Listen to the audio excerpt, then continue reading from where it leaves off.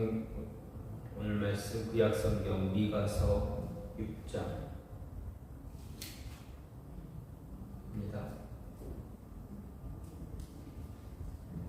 미가서 6장 9절부터 16절입니다.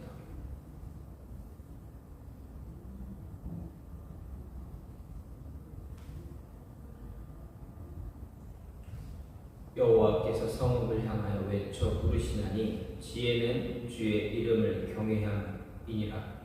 너희는 그때 매가 예비되었나니 그것을 정하신 이가 누구인지 들을지니라. 악인의 집에 아직도 불의한 재물이 있느냐? 축소시킨 가증한 애가가 있느냐?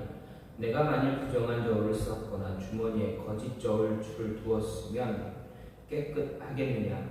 그 부자들은 강포가 가득하였고 그 주민들은 거짓을 말하니 그의 혀가 입에서 거짓되도다. 그러므로 나도 너를 쳐서 병들게 하였으며 내 죄로 말미암아 너를 황폐하게 하였나니 내가 먹어도 배부르지 못하고 항상 속이 빌 것이며 내가 감추어도 보존되지 못하겠고 보존된 것은 내가 칼에 붙일 것이며 내가 씨를 뿌려도 추수하지 못할 것이며 감람 열매를 밟아도 기름을 내 몸에 바르지 못할 것이며 포도를 밟아도 술을 마시지 못하리라. 너희가 오므리의 율례와 아합 집의 모든 예법을 지키고 그들의 전통을 따르니 내가 너희를 황폐하게 하며 그의 주민을 사람의 조속거리로 만들리라. 너희가 내 백성의 수욕을 담당하리라. 아멘. 오늘 말씀 미가서 6장 9절부터 16절 말씀입니다. 오늘 말씀은 이스라엘이 구약 이스라엘 미가 선지자가 있던 그 당시 사회가 얼마나 타락했는지 그리고 악한 행동들이 얼마나 많았는지에 대해서 선지자가 이야기하고 또 그에 따른 심판의 모습, 하나님이 어떻게 심판할 것인가를 이야기하고 있습니다. 앞에서도 반복적으로 심판을 얘기하고 회복을 얘기하고 심판을 얘기하고 또 회복을 얘기한 다음에 오늘 말씀 이제 세 번째 예언 또 심판에 대한 이야기입니다. 특히 하나님으로부터 심판받을 수밖에 없는 결과를 가져온 이스라엘 사회 무엇 때문인지 조금 전에도 말씀드렸습니다. 타락했기 때문입니다. 악한 행동을 했기 때문입니다. 그러면 이 이스라엘 사람들, 지도자, 부한 사람, 부자들 그들이 한 타락과 악한 행위는 과연 무엇인가 보게 되면 정직하지 못한 상행위, 즉 상업행위를 했다라는 이야기입니다. 그들이 물건을 팔 때 저울을 이제 거짓으로 속이는 그런 모습을 했다라는 것입니다. 가난하고 어려운 자들, 힘들고 어려운 자들을 향해서 그들에게 이제 물건을 팔 때 거짓으로 더 많이 이윤을 취하기 위해서 저울줄을 바꿔치기 하는 저울을 이제 자신들이 유리하게 이렇게 사용하는 그런 모습이 있었습니다. 또한 거짓말을 참 많이 했습니다. 이렇게 이런 상업행위를 정직하지 못하게 함으로 인해서 부자들의 강포가 더욱더 심해졌다. 거짓으로 이웃을 해하는 그런 일도 비일비재했다라는 이야기입니다. 이런 악한 행위로 인해서 하나님의 심판에 대한 경고가 경고는 이제 이스라엘 백성들 병들게 하고 황폐하게 하고 또 그들이 수고한 대로 얻지 못하게 하신다라는 경고를 하나님이 주셨습니다. 이런 내용에 따라서 하나님의 공의로운 모습이 그대로 나타나고 있음을 또다시 오늘 발견합니다. 하나님 마치 재판관이 피고의 죄를 하나씩 일일이 다 나열하면서 거기에 대한 형벌을 부과하는 것처럼 이제 오늘 말씀을 통해서 이야기하고 판결을 내리시고 심판의 모습을 이야기하고 있습니다. 이런 모습을 보게 되면 하나님의 성품이 그대로 잘 나타나고 있음을 볼 수가 있습니다. 하나님의 성품 무엇입니까? 바로 공의입니다.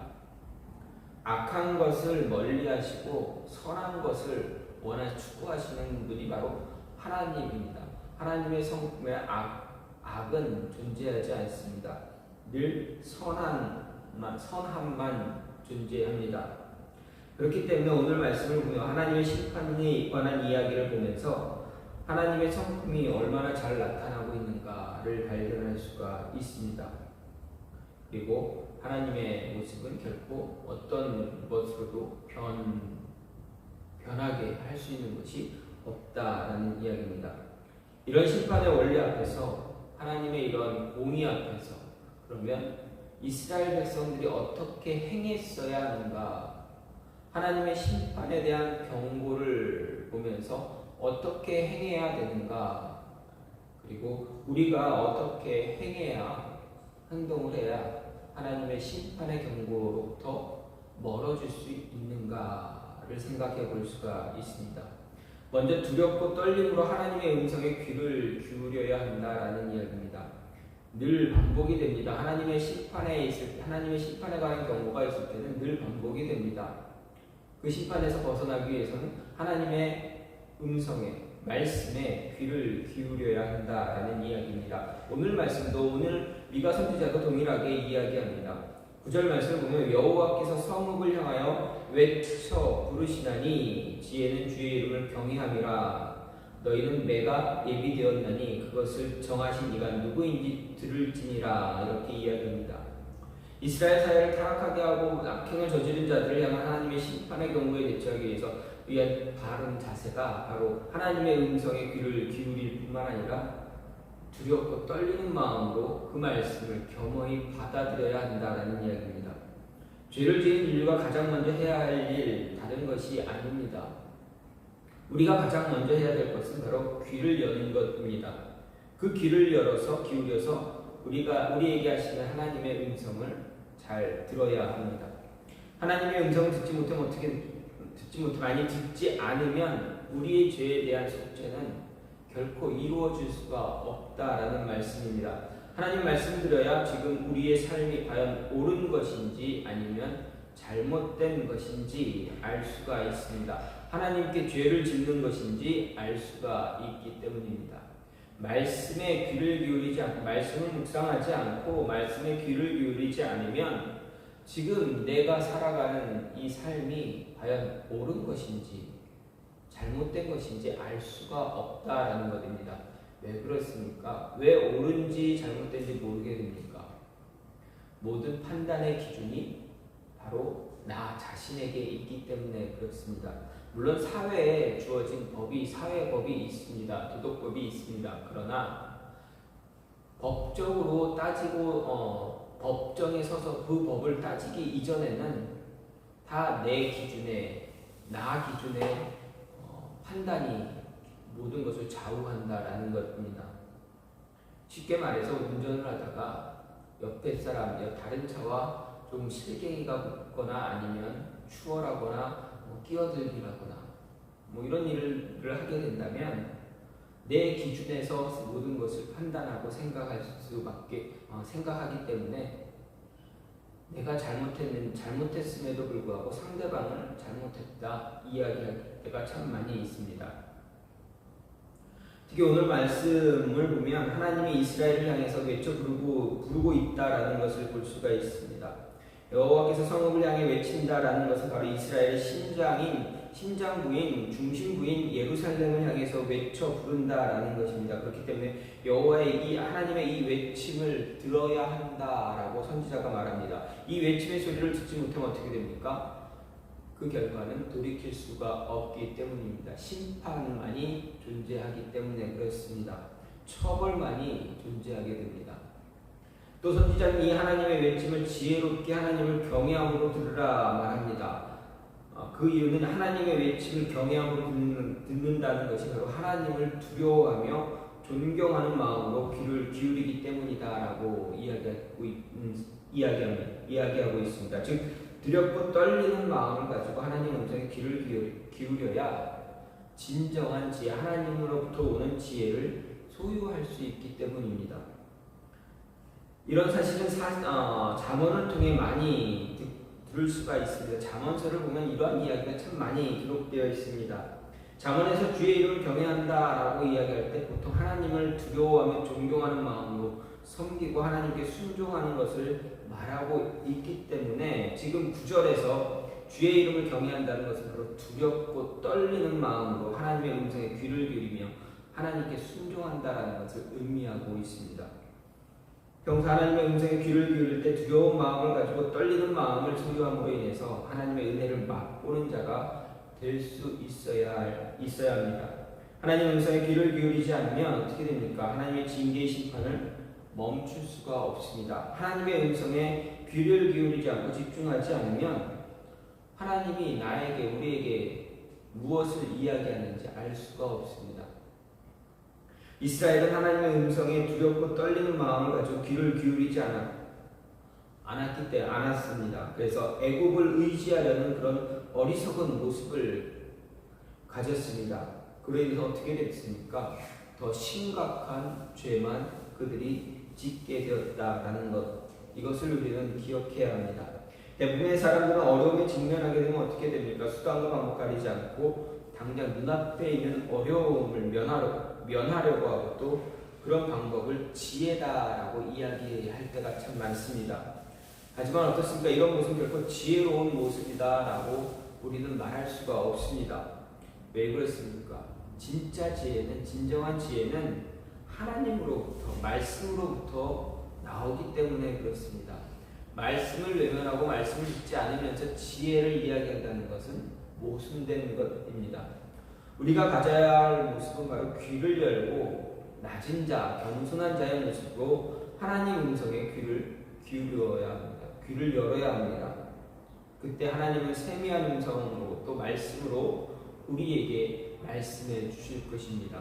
우리가 어떻게 해야 되는지, 하나님 앞에서 어떤 모습으로 살아가야 되는지 분명 말씀해 주실 것입니다. 하나님 심판 앞에서 취하는 우리의 어떤 행동도 정당화될 수가 없습니다. 하나님이 원하시고 기대하시는 것은 오직 우리가 겸허한 자세, 낮은 자, 겸손한 자의 모습으로 귀를 열고 귀를 기울이는 것뿐이다라는 것 잊지 말아야 합니다. 하나님의 말씀에 분명 심판, 경고가 주어질 때, 이뿐만 아니라 우리가 늘 하나님 앞에 서야 할 때는 우리의 귀를 열어야 합니다. 저나 여러분이나 하나님의 말씀에 귀를 열고 기울여야 하나님의 음성을 들을 수가 있습니다. 두 번째로 악을 멀리하고 적극적으로 선을 행하라 이야기합니다.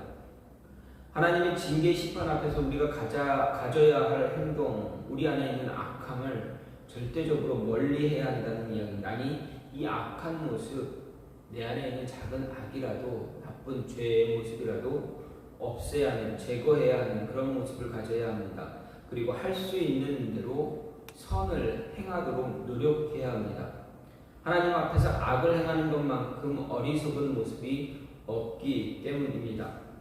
이스라엘의 지도자들은 바로 이런 모습을 가지고 살아왔습니다. 모든 것을 아시고 통찰하시며 통치하는 하나님 앞에서 그들이 어떻게 했습니까? 하나님의 심판의 경고를 무시했습니다. 그리고 자신들이 하고자 하는 악을 쉬지 않고 행했습니다. 그냥 자신들이 지금까지 해왔던 그 모습 그대로 계속 살았다라는 것입니다. 무엇을 잘못했는지 뒤돌아볼 생각은 없고 생각하지 않고 그냥 늘 살아왔던 대로 평소의 모습 그대로 살았다라는 이야기입니다. 그들이 행한 악들을 보면 어떻습니까? 성경은 무엇라 이야기합니까? 선지자는 무엇라 이야기합니까? 저울을 속였다, 저울추를 바꿔치기 했다 이야기합니다. 그리고 거짓으로 다른 사람을 속여서 부당한 이익을 취했다 이야기합니다. 이런 부당한 이익은 단지 상인들만 취하는 행동이 아님을 우리는 알 수가 있습니다. 왜 그렇습니까? 다른 사람을 속여서 이익을 취하는 것 꼭 상인들만, 상업을 하는, 물건을 팔고 파는 자들에게만 있는 것이 아니기 때문입니다.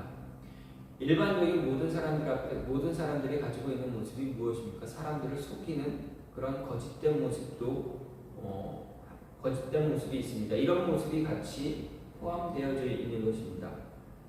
이렇게 사람을 속여서 이익을 얻으려고 하는 모든 사람이 바로 가증한 자고 강포를 행하는 자이며 거짓을 말하는 자입니다. 하나님은 이런 행위를 일삼던 이스라엘에게 이런 행위에서 멀어질 것을 분명하게 명령하셨습니다. 지금까지 행한 그 악에서 멀어지지 않을 경우 내가 너희를 심판할 것이다 경고하신 것입니다. 하지만 이스라엘은 어떻습니까? 하나님의 경고에도 불구하고 자신들이 행하던 악에서 멀어지지 않았고 결국 선지자를 통해 심판이 임했다라는 경고를 듣게 되었습니다.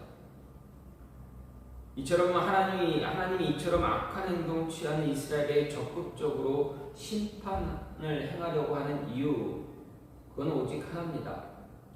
왜냐하면 하나님의 성품이 악하지 않기 때문입니다. 하나님의 성품과 이 악은 절대적으로 부딪힐 수밖에 없습니다. 반대입니다. 하나님의 성품은 무엇입니까? 선함입니다. 선입니다. 언제나 선이 존재합니다. 악이라는 것은 단 한 번도 하나님 안에 존재하지 않습니다. 선하신 하나님이기 때문에 악과 결코 공존할 수가 없습니다. 이런 하나님의 심판에서 돌아서기 위한 것은 오직 한 가지 방법밖에 없습니다. 바로 악에서 최대한 빨리 돌아서는 것입니다. 악을 멀리하는 것입니다. 다시는 악한 행동을 하지 않는 것입니다. 철저하게 내면에 존재하는 악을 제거하는 것입니다. 그리고 하나님이 기뻐하는 선한 행동을 하는 것입니다. 그것만이 하나님의 마음을 돌이킬 수 있는 방법입니다. 적극적으로 선한 일에 몰두해야 합니다. 우리가 하나님 앞에서 행할 수 있는 선한 일 다른 것이 있습니까? 오직 하나입니다. 하나님 앞에서 우리가 행할 수 있는 선한 일은 바로 말씀에 귀를 기울이는 것입니다. 좀 전에도 말씀드렸듯이 하나님의 음성에 귀를 기울이는 것입니다. 말씀대로 순종하는 것입니다. 과거 이스라엘의 조상들이 죄에서 돌이켰던 그 모습 그대로 죄의 모습에서 최대한 빨리 돌아서려고 노력해야 합니다. 하나님이 기뻐하는 행동을 하기 위해서 적극적으로 움직이는 행동을 하는 것, 그것이 바로 하나님 앞에서 행할 수 있는 선한 모습입니다. 이스라엘의 왕들 가운데 계속적으로 신앙의 개혁을 시도한 왕들이 중간중간 이스라엘 왕들을 보게 되면 중간중간에 그들의 신앙을 개혁하려고 하는 시도들이 계속적으로 있었습니다. 그 왕들은 어땠습니까? 이스라엘이 죄에서 멀어지게 하기 위해서 말씀에 귀를 기울였습니다. 그리고 우상들을 허물었습니다. 우상의 제단들도 무너뜨리기도 했습니다. 백성들에게 회개를 촉구하는 법령도 선포하기도 했습니다. 자신이 먼저 백성들 앞에서 옷을 찢고 죄를 뒤집어 쓰기도 하면서 회개의 금식을 시행하기도 했습니다. 적극적으로 선한 행동, 하나님이 기뻐하시는 그러한 선한 행동을 실천했습니다. 선지자는 지금 이스라엘 사회에 바로 이런 적극적인 선한 행위를 요구하고 있습니다. 그래야 하나님의 심판으로부터 멀어질 수 있기 때문입니다. 하나님이 기뻐하는 선한 일을 행해야 심판으로부터 멀어집니다. 이런 적극적으로 선한 일에 몰두하는 모습은 당시 이스라엘에게만 필요한 것이 아니라 지금 우리에게도, 저와 여러분에게도 분명히 필요하다라는 것입니다. 지금의 현실 하나님을 바라는 그런 선한 행위가 만연한 것이 아니라 하나님이 원치 않는, 하나님이 보시기에 악한 그런 모습들이 참 우리가 살아가는 세상에 많이 있습니다. 차고 넘칩니다. 그럼 어떻게 해야 됩니까? 믿는 우리가, 저와 여러분이 하나님께 더 많이 기도하고 무릎 꿇고 기도해야 한다는 것입니다. 하나님 말씀에 더 귀를 기울여야 합니다. 그래야 들려지는 하나님의 음성을 통해서 우리가 세상을 살아가고 세상을 변화시키도록 노력할 수 있기 때문입니다. 예수님께서 분명 그들에게 예수님 말씀을 듣고 따르는 자들에게 분명하게 말씀하셨습니다. 너희는 세상의 소금과 빛이다 라고 하셨습니다. 밝은 빛을 비추어 주어야 하는 것이 바로 우리의 임무, 우리의 책임입니다.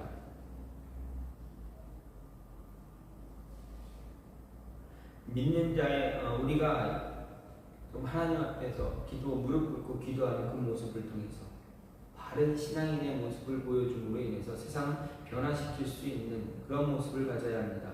겉으로 보이는 신앙이 아닌 진심으로 하나님을 바라고 하나님 음성에 귀를 기울이는 그러한 모습이 필요합니다. 그러기 위해서는 우리는 어떻게 해야 됩니까?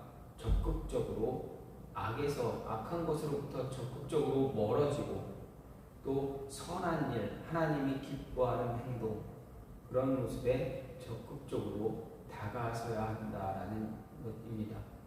우리에게 적극성이 필요하다라는 말씀입니다. 마지막으로 앞으로 주어질 합당한 상급을 바라보아야 하나님의 심판을 우리가 벗어날 수 있는, 심판의 경고에서 우리가 벗어날 수 있는 그런 모습을 가질 수가 있습니다. 14절 말씀을 보면 내가 먹어도 배부르지 못하고 항상 속이 빌 것이며 내가 감추어도 보존되지 못하겠고 보존된 것은 내가 칼에 붙일 것이며 이렇게 이야기하고 있습니다. 마지막으로 하나님의 심판 경고 앞에서 이스라엘이 우리가 행해야 할 모습, 그것은 지금 현실에 만족하는 것이 아니다라는 이야기입니다. 현실이 주는 유익함에 만족하고 주저앉는 그런 모습, 안주하는 그런 모습 갖지 말아야 합니다. 하나님이 이스라엘에게 그리고 우리에게 원하는 것은 현재 지금만 바라보는 것이 아니라 앞으로 미래로 다가올 하나님 나라에서 살아갈 모습을 기대하며 기다리라는 것입니다. 다시 말해서 지금 현실로 만족하는 삶을 사는 것이 아니라 앞으로 주어질 하나님의 위대한 상급을 바라보며 살아가야 한다는 이야기입니다. 앞으로 다가올 하나님의 위대한 상급을 바라보는 사람은 어떻습니까?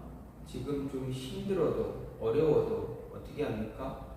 참고 인내할 줄 압니다. 그리고 더욱 선한 일에 매진하게 됩니다. 지금 얻는 안식으로 만족하지 않습니다.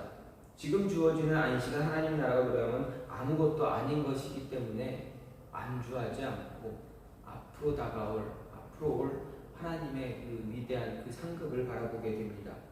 선지자는 이스라엘 지도자들과 부자들에게 하나님의 심판의 경고를 강력하게 선포하고 있다는 것을 좀 전에 14절을 본문으로 인해서 알 수가 있습니다. 그들에게 임하는 하나님의 심판은 아무리 먹어도 배가 부르지 않는다 이야기했습니다. 항상 배고픔에 허덕일 것이다 말하는 것입니다. 아무리 감추어 놓아도 감춘 모든 것이 다 없어질 것이고 불에 태워질 것이다, 재로 변할 것이다 라고 분명하게 이야기합니다.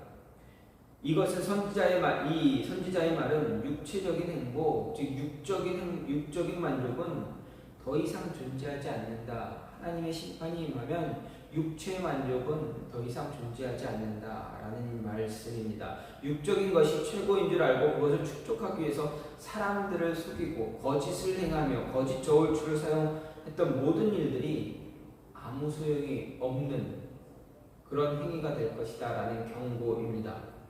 아무리 지금 불을 많이 축적해봐야 한순간에 없어지게 할 것이다 라는 하나님의 경고입니다. 예수님도 분명하게 이런 경고를 하셨습니다. 이런 행위에 대한 경고를 하셨습니다. 부자가 아무리 불을 쌓아도 추수를 해서 아무리 많은 곡식을 창고에 쌓아놓아도 그 곡식을 더 쌓아둘 창고가 없어서 작은 창고를 허물고 더 큰 창고를 만들고 그 안에 쌓아두었지라도 그날 저녁에 그의 생명을 하나님이 거두어가면 그것이 무슨 소용이 있느냐라고 분명하게 경고하셨습니다. 아무리 세상에서 많은 것을 쌓고 많은 재물을 쌓아둘지라도 하나님께서 그것을 흩으시면 아무 소용이 없다라는 것입니다. 그것은 무엇을 이야기합니까? 세상이 주는 그 유익, 세상의 만족, 세상의 유익은 아무 소용이 없는 것입니다. 하나님이 주시는 그 유익함, 상급만이 오직 우리에게 유익한 것이다 라는 것을 이야기하는 것입니다.